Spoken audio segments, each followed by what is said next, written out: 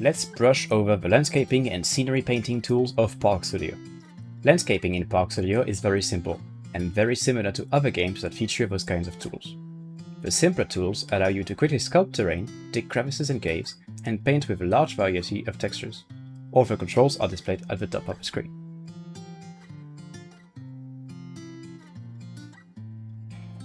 But the terrain tools don't stop there, as Park Studio comes with an extra layer of creative features for you to make even greater sculptures. Let me introduce the landscape stamps.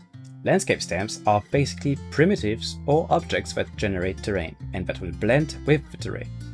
They can be moved, rotated, and scaled, as well as being painted over. And they can be moved after the fact. They are not just a tool to make shapes, they are a permanent object, part of your park that can be edited and even shared within prefabs. Landscape stamps do have a few important quirks that you need to get familiar with. First of all, they have two modes. They can either add terrain or remove terrain. But most importantly, they function with layers. Let's say I set this stamp to be subtractive. This stamp automatically has a priority of 0, it's the bottom layer.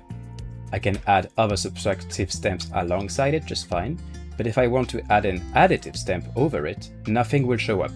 And that is because negative edits win the priority if they are on the same layer as other stamps. Which means in order for an additive stamp to show up inside or alongside a negative stamp, you need to raise the layer value.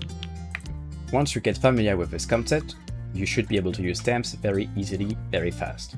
Another little quirk is that stamps don't necessarily like to be moved after they've been sculpted over, as this will cause some conflicts in the system. The terrain system should handle this pretty well, but do note that this can cause some rather interesting glitches.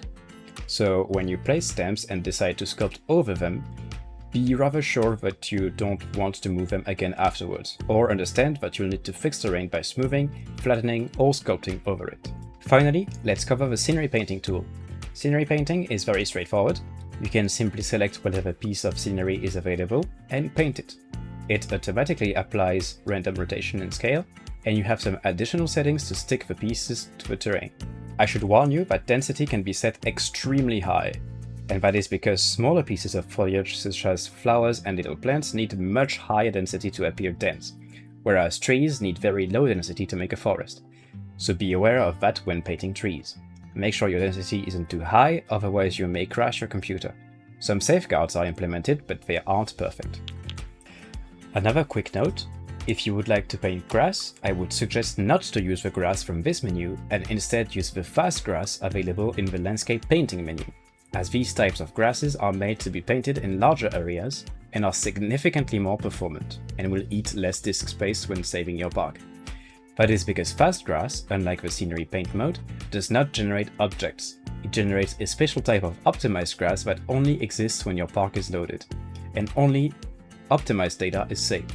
Whereas the scenery painting will generate objects that you can then move, group, and put in prefabs, which counts as a full piece and contributes to loading time and file sizes.